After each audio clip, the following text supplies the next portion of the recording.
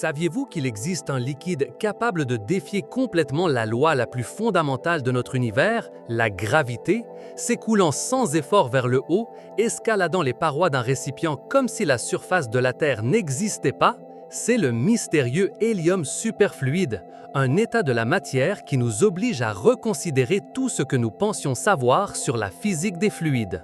Ce phénomène étonnant n'est pas une fantaisie, mais une réalité palpable dans les laboratoires de physique du monde entier. C'est en 1908 que le physicien néerlandais Heike Kamerlingh-Onnes a réalisé un exploit extraordinaire, la liquéfaction de l'hélium. Face à des températures extrêmes, Onnes a refroidi le gaz à seulement 4,2 degrés Kelvin, ce qui équivaut à moins 268,93 degrés Celsius, le transformant en un liquide transparent et froid. Cette réalisation lui a valu le prix Nobel de physique en 1913, mais ce qu'il ne savait pas, c'est qu'il avait ouvert la porte à un royaume de phénomènes encore plus étranges. Des décennies plus tard, en 1938, la communauté scientifique a été témoin de quelque chose de vraiment inexplicable. Des travaux indépendants de Piotr Kapitsa à Moscou et de John F. Allen avec Don Missener à Cambridge ont révélé une propriété sans précédent dans cet hélium liquide lorsqu'il était encore plus refroidi, en dessous d'une température critique connue sous le nom de point lambda ou température lambda. Ce point est d'environ 2,17 degrés Kelvin, c'est-à-dire moins 270,98 degrés Celsius. À cette température, l'hélium liquide devenait non seulement extraordinairement fluide, mais semblait aussi perdre complètement sa friction interne ou viscosité. Imaginez un liquide qui, lorsqu'il est agité, ne montre aucune résistance à son propre mouvement, un fluide qui pourrait tourner indéfiniment dans un récipient sans ralentir. Cette absence totale de viscosité est ce que nous appelons la superfluidité. Mais ce qui a vraiment captivé l'imagination des scientifiques et du public, c'est sa capacité la plus énigmatique, celle de s'écouler contre la gravité. Si l'on place une tasse ou un verre contenant de l'hélium superfluide, on peut observer comment une très fine pellicule, connue sous le nom de film de Rollin, se forme sur la surface du récipient. Ce film escalade les parois, surmontant la force de la gravité et continue son ascension jusqu'à déborder du récipient. Si le récipient est partiellement immergé dans un réservoir d'hélium superfluide, le film monte le long de l'extérieur du verre jusqu'au bord, puis goutte à l'intérieur, vidant le récipient. Cela se produit parce que l'hélium superfluide cherche toujours le niveau d'énergie le plus bas et l'échappement à travers le film de Rollin lui permet d'atteindre cet équilibre. L'explication de ce comportement apparemment impossible et du comportement du film de Rollin réside dans le domaine de la mécanique quantique et non dans la physique classique qui décrit le monde macroscopique que nous expérimentons habituellement. L'hélium 4, l'isotope le plus courant de l'hélium, est une particule bosonique, ce qui signifie que ses atomes ont un spin entier.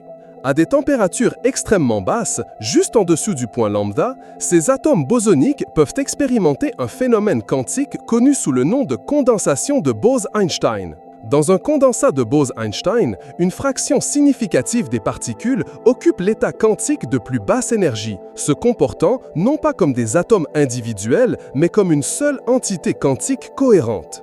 Cela signifie que des millions d'atomes d'hélium 4 fusionnent en un superatome collectif unique, se déplaçant à l'unisson comme s'ils étaient une seule onde de matière. C'est comme si chaque atome individuel perdait son identité et devenait une partie d'un gigantesque cœur quantique. Le film de Rollin n'est pas un écoulement ordinaire, c'est le résultat de cette cohérence quantique. Les atomes d'hélium superfluide sont capables de s'écouler à travers les plus petits espaces, y compris les imperfections microscopiques à la surface du récipient, parce qu'ils ne rencontrent aucune friction interne ni interaction entre eux qui les arrêterait. C'est comme si le liquide n'avait pas de corps au sens classique, lui permettant de monter grâce à l'énergie des forces de Van der Waals et à l'énergie de surface.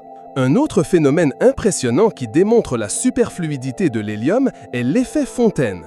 Si de l'hélium superfluide est placé dans un récipient avec un petit orifice et qu'une partie de celui-ci est chauffée avec une lumière, les atomes d'hélium de la partie la plus chaude perdent leur état superfluide, et les atomes superfluides du reste du récipient se déplacent vers la zone chaude pour rétablir l'équilibre énergétique. Ce mouvement crée une pression qui expulse l'hélium superfluide à travers l'orifice, formant un jet qui s'élève de plusieurs centimètres dans l'air, défiant également la gravité. Ce jet est une démonstration visuelle puissante de l'extraordinaire conductivité thermique et de l'absence de viscosité de l'hélium superfluide. L'absence de résistance à l'écoulement permet à cette fontaine de continuer tant qu'il y a une différence de température et suffisamment d'hélium. Les applications de cet état mystérieux de la matière sont aussi fascinantes que le phénomène lui-même.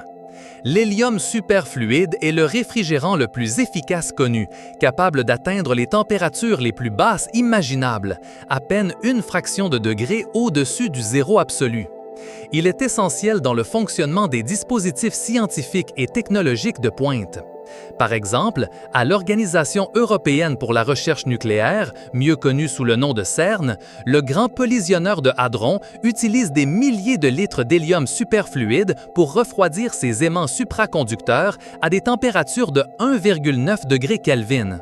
Ce refroidissement extrême est crucial pour que les aimants puissent générer les champs magnétiques intenses nécessaires à l'accélération des particules à des vitesses proches de celles de la lumière. Au-delà du CERN, l'hélium superfluide est vital en imagerie par résonance magnétique dans les hôpitaux, où il est utilisé pour maintenir les aimants supraconducteurs à des températures de fonctionnement permettant la génération d'images détaillées du corps humain sans rayonnement.